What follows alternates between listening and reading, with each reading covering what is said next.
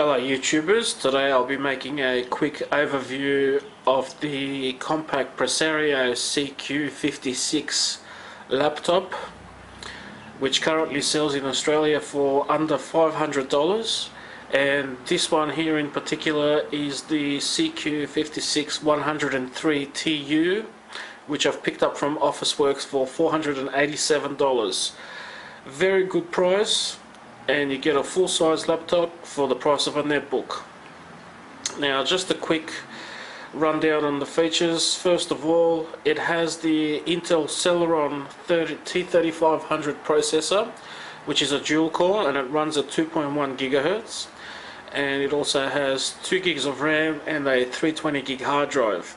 The Celeron processor, even though a lot of people are put off, I would say is comparable to a Core 2 Duo that was designed back in 2007 to 2008, so it is quite fast and responsive. Now let's have a look around the laptop. Up on the top there we have our 2 megapixel camera and a microphone, which is the webcam is quite clear.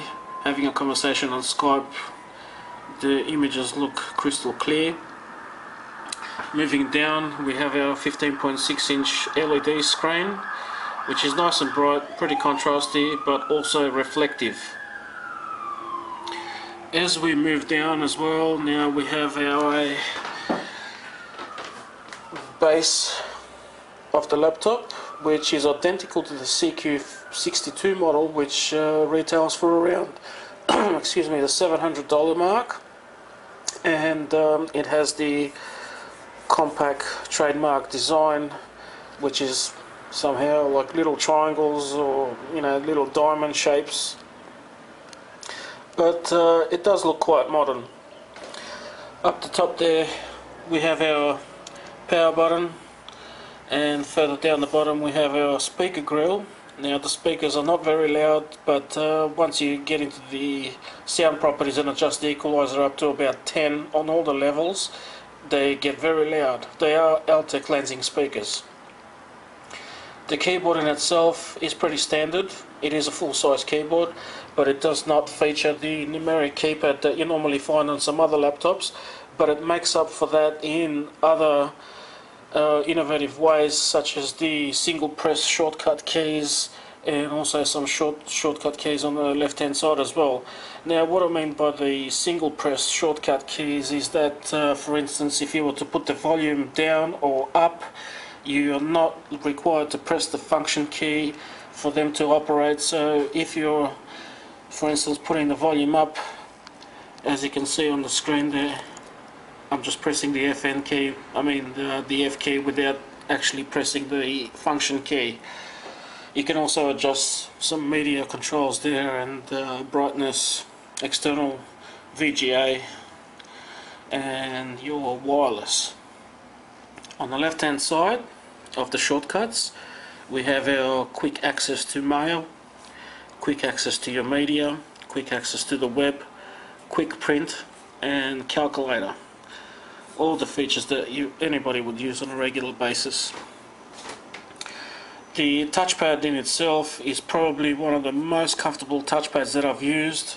It is quite large, and it also, as you can see, sits flush with the laptop, so it is very, very comfortable to use.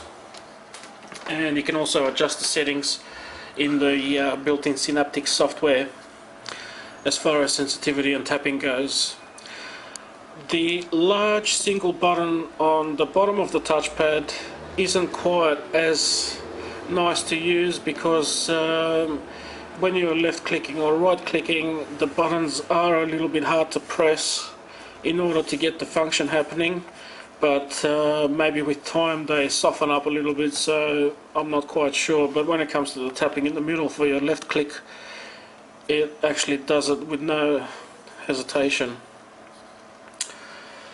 Now, the thickness of the overall base is about 2.3 to 2.4 centimeters, or just under an inch.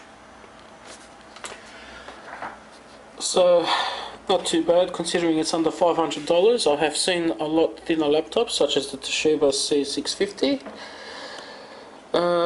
Now as far as ports go, we have the power port, a little LED light that tells you if it's orange, that means it's charging. If it's white, it means it's charged. A single USB port and your DVD and CD drive, which also features light scribe, surprisingly. And on the front there is no ports at all, although an SD card reader would have been nice, but then again, can't complain for under $500. On the left hand side we have our VGA port, exhaust outlet, Ethernet, 2 more USB ports totaling 3, and microphone and headphone external sockets, and also we have a little hard drive activity LED right there. Overall, this laptop for under $500 is a very good buy. It'll do more than just your daily tasks. The battery life on it was around 3.5 hours when I used it last night on the internet and watching some YouTube videos. It is a 6 cell battery, and it is also identical to the CQ62 model, which is a few $100s dearer than this one, except the difference between this and the CQ62 is the fact that on the lid it uses the matte type of plastic instead of the shiny plastic found on the higher up models. But the good thing about the matte is that it doesn't attract as many fingerprints as you find with the shiny plastic. That also goes on the lid itself, so it's not too bad. Anyway, there you go. I hope you found this video interesting to those who want to purchase this laptop, and I would not hesitate for $487. Thanks for watching.